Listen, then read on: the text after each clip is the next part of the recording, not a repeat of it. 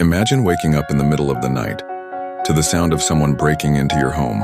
Within minutes, everything you love is ripped away and you are dragged into darkness by a stranger. This is not the beginning of a horror movie. This was the terrifying reality for 13-year-old Jayme Closs. But against all odds, she would do something extraordinary. She would survive, and she would escape. This is her story. On October 15, 2018, in the small, quiet town of Barron, Wisconsin, Jayme Closs's life changed forever. It was a night like any other, until someone violently broke into her family's home. Within minutes, Jayme's parents, Denise and James Closs, were tragically killed. Jayme, terrified and alone, was abducted, shoved into the trunk of a car and driven away into the unknown. Nobody knew what happened. The entire town launched a massive search effort. Flyers were posted. News outlets covered her disappearance. Hope flickered. But as days turned into weeks and weeks into months, many feared the worst. Jayme was taken to a remote cabin, hidden deep in the woods of Gordon, Wisconsin. Her captor, a man named Jake Patterson, had planned the crime for weeks. He specifically targeted Jayme after seeing her by chance, deciding that she was the one he would take. Inside the cabin, Jayme was kept hidden under beds, in closets, and behind barriers of furniture. Patterson controlled every aspect of her life. He made threats to keep her silent. He created an environment of fear so intense that Jayme, at just 13 years old, knew that attempting to escape could cost her life. And yet, she never gave up hope.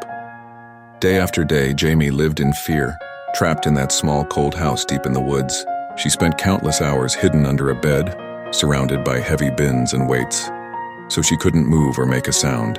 Patterson kept her isolated. No windows, no connection to the outside world, and no way to know if anyone was even looking for her. He controlled everything. When she could eat, when she could move, when she could speak.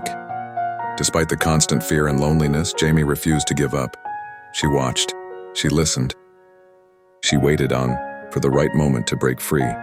On January 10, 2019, after 88 long, terrifying days, Jayme saw her chance.